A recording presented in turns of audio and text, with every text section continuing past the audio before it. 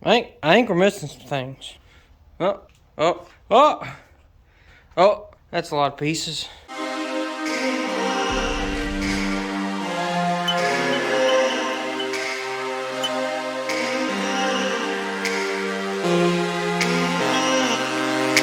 Alright guys, so today we're going to be working on our stage rally Ranger. So I spent me a solid week restoring the center of this truck bed. I mean, sanding everything down and, really just making it look nice, and a lot of money into, the rattle can paints. Actually, this one's bed liner. Nice texture. And now I'm going to get rid of it. Alright, so not completely. I'm going to use the Bedsides. So, when I bought this truck bed, we got big old rust spots. And I planned on flaring those anyways. Bigger tires on a Ford 99 in a Ranger with a V6. And we're going to flare the rears. So I didn't care about this rust. It's same on the other side, a little less, but same. And my plan is to flare it high and give it more of a rally bed, look. Of course, I'm going to use me some Amazon or eBay flares. Let's not get too ridiculous. This is one of them Amazon-built rally trucks, but we're going to flare that. Originally, I restored the bed because I was going to use the entire bed. I thought, let's get the bed put on there. We'll put a nice fuel cell up here, or battery box, things like that. But here's the issue.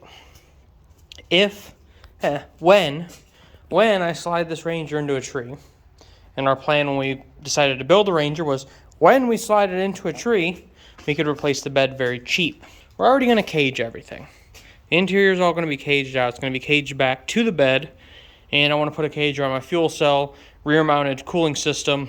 If we do get in a crash, we have to take everything out to be able to somehow take the bed off, which is still unlikely because the bed's going to be removable, and the cage comes from the truck back, and welds into here. We'd have to have a notch that runs all the way up for us to be able to slide the bed off. So now again, we're losing all of the rigidity of a bed. We're losing at least the whole front piece because we're going to have to notch it. Big old notches that come back into here, which means we're going to lose our front mount to the frame. And, yeah. I mean, what do we have then? Just the rear mount? So this is an issue, right? And if you mess up a bedside, let's say you crush this whole bedside in and you want to continue a race, but it's messing something else up or rubbing on something. I now have to be able to take the bed off. I can't do that right now with the whole center piece. So what I'm going to do is cut up this bed because we want to use stock parts. Why do we want to use stock parts? Well, let's say we're out racing and we smash this thing into a something. Is it cheaper for me to go buy a, $1,000 or $2,000 bedside kit, or buy another bed from a junkyard, which is going to have that same rust, which is going to need flared, but the exact same bed? Now, here's a second thought. Let's say I slide it and I slam the left side into a tree. And we do buy that fiberglass kit. Got to buy them in pairs. And then the next race we go out and we slide the left side into a tree. Are we going to turn up with a bunch of right side fenders over time, or how are we going to do this? So here's the plan. I want to cut the center bed out. And I want to be left with the two bed sides.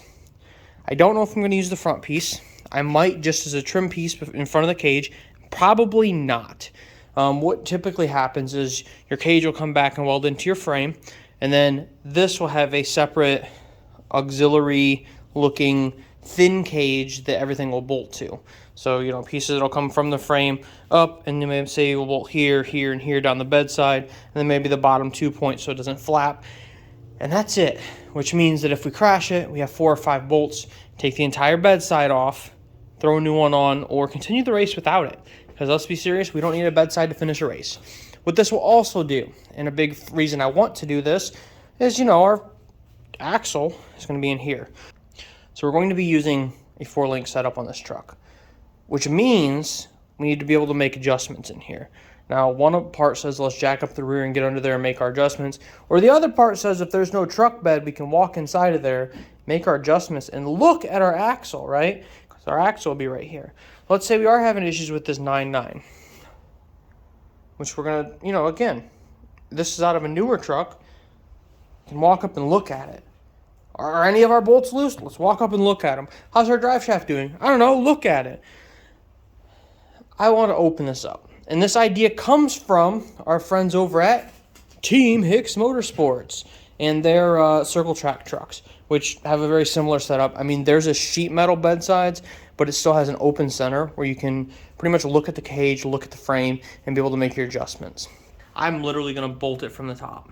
I don't care if I have bolts on the side. You can already see where there's holes where something else is up there. So one question I'm kind of expecting is, why not go through and drill out all my spot welds, right? I mean, that would be, you know, the correct way to take this off. So obviously, if I'm going to just bolt this onto a frame, I still need my light in here. I don't really want to go through and have to drill all these out. The idea is that down the road, I could walk into a junkyard or drive into a junkyard with my truck and an inverter and be able to pop one of these off, or, you know, a set of these off. So I'm trying to find right now the best way for me to cut and remove this while also being able to mount it to our use. All right, so a little update. I tried to do the first way I was thinking, as far as cutting underneath the lip and then cutting this piece out so that way I could keep this little bit of support when we bolted everything in. It would look nice, and if we decided to go with a bed mock-up, we could mount to here or over here. And then that gave us all our mountings for light fixtures and so on. I don't know. It's, when you look inside of here, as you can see here, when we split this, this is all one piece. And then when we come around to this side as well, we can see where this piece comes through, and it would originally continue this way and then come all the way back to here. And then you can see where this piece, you know, splits here. So we're kind of looking at the construction. What I think that means for my use is that I'm going to try to cut either on this side, on the top, or right along this, all the way up to the top, and then I'm going to trim down this bedside and see what works. Because, you know, I originally tried to cut in here. We're talking about from the inside, some framework we would have to go through.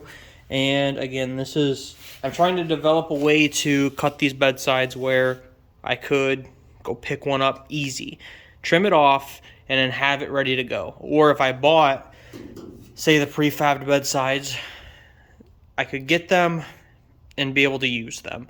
And obviously, you know, this is the original bedside, so I would lose out on all my mounting positions. Not to say we couldn't do a different mount for the headlights, and we have the mounts on the outsides, so we'll find out. I have some taillights sitting around, and I decided I should probably go grab one and see how they mounted before, before I keep going. So first off, over here, these are just inserts. So those slide in, and this side actually gets screwed on. So my original idea of needing to keep all of this for mounting was false. I mean, there are screw holes there. I'm not going to say there aren't. But I will try to keep those two holes open, that one and that one. But if I can still screw to this side on the bedside, as you can see,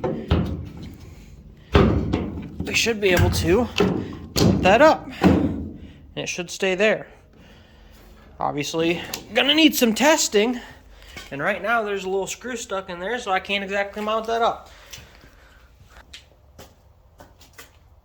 That is the most rigged thing I've ever done in my life. My tripod's in my race trailer at another shop where we were doing some work. You are literally hair tie attached to a broom, which is on an engine hoist. It works.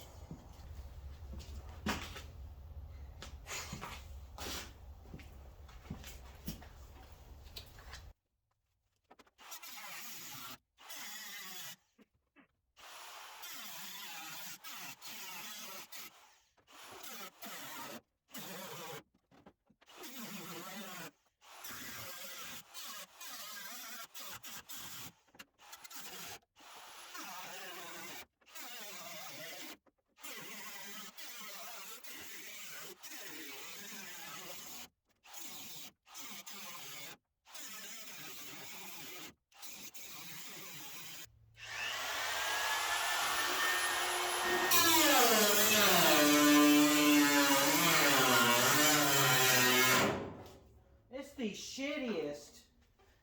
shittiest Harbor Freight shitty cutoff wheel I've ever bought in my life. This is a new one. I literally, the rule of thumb for Harbor Freight cutoff wheels or any of their tools is you don't overheat it. This one, I can't even get warm to the touch. It's cold outside. I can literally see my breath. I'm in an unheated building, and this son's a bitch just keeps shutting off. The shittiest cutoff wheel I've ever bought from Harbor Freight in my life. So I guess I gotta go find one of my 5-year-old cutoff wheels from Harbor Freight because my brand new one is going in the trash. Now hear me out. I love Harbor Freight. I buy a lot of things from Harbor Freight. I'm talking tire machines, hydraulic presses, literally the engine hoist that you're connected to right now. I'm not sponsored by Harbor Freight. I would love to be. Hey, Harbor Freight, if you want to sponsor me, then email me. But I love Harbor Freight. Something like this cutoff wheel, is old. It's probably 5 years old. I've used it for cutting up a Mustang when I was pulling an engine out. I've used it to cut the whole front end off a Miata for a rotary swap.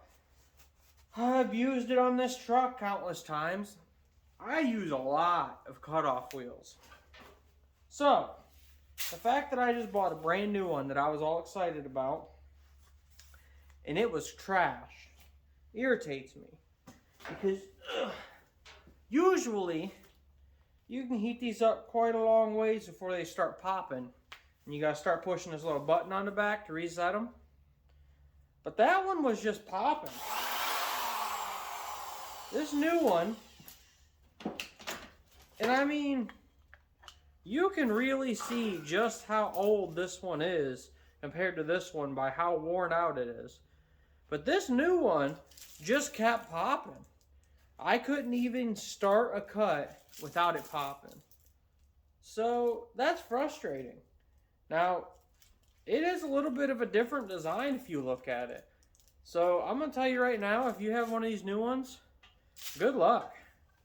This old one, from God knows when, I wonder if it says.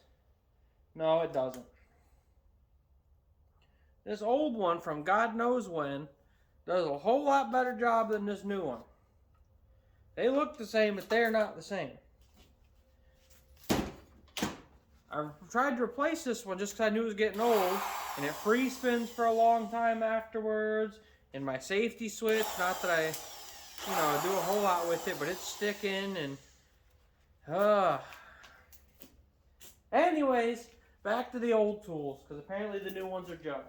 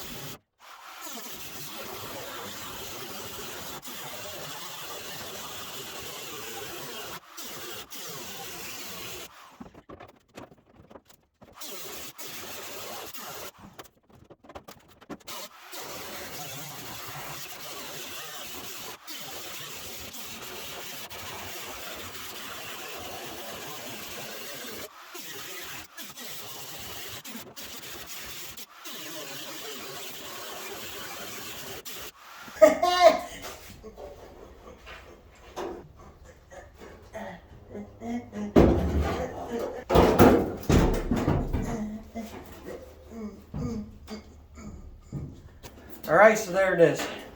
This is just how I decided to get the truck bed off.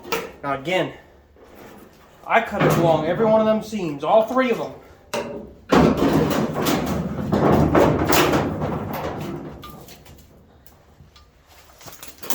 And there we go, guys. There it is. There's that bedside off. I'm just going to toss him against the wall for right now. Next thing he's going to get is a lovely dovely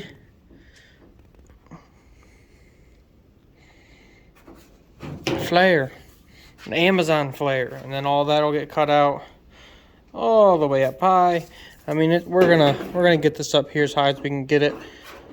Really give us a nice, custom look on this stock bedside.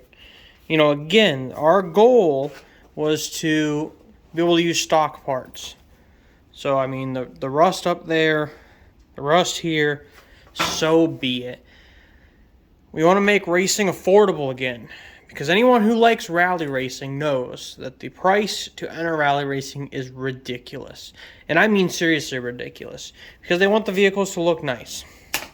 So instead of going out and buying a car and putting a ton of money into it, we decided to go with a Ford Ranger. Why a Ford Ranger? Well, because we picked up this truck driving with a title, with a V6 in it, a 3.0. I wish it was a 4.0, but a 3.0. With the manual transmission for like $600. Now I am going through and restoring the frame, like completely restoring the frame. Woo! I'm restoring the frame. I'm making it look nice. But everything that's going into this truck is like super cheap parts coming off Amazon. You don't believe me? Here we go. Stock replacement shocks off Amazon. New headlights off Amazon. New taillights off Amazon. These are actually the marker lights, not headlights. Those are the markers. There's the new headlights off Amazon. The flares that are going to go on it off Amazon. Those are going to be our rally lights. I'm going to build them into a set that bolts either under the hood or into our front bumper set off Amazon. What else do we have off Amazon? Here's the rebuild kit for your shifter so you don't get that slop out of there off Amazon. Hydraulic handbrake off Amazon.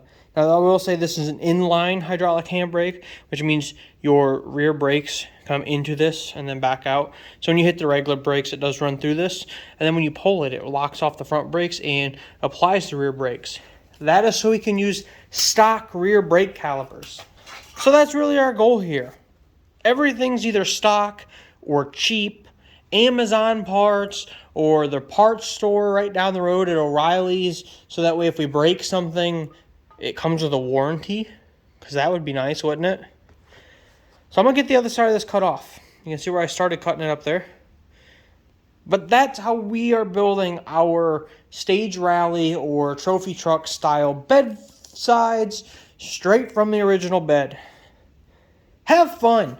Cars are about having fun. Lately, in the last 10 years, it's about spend a bunch of money on the same body kit everyone else has, and that's never what it's been about. So, cut things up, have fun, buy cheap parts, break them, buy them again, have fun. I'm going to go cut this other bedside. You have a good day.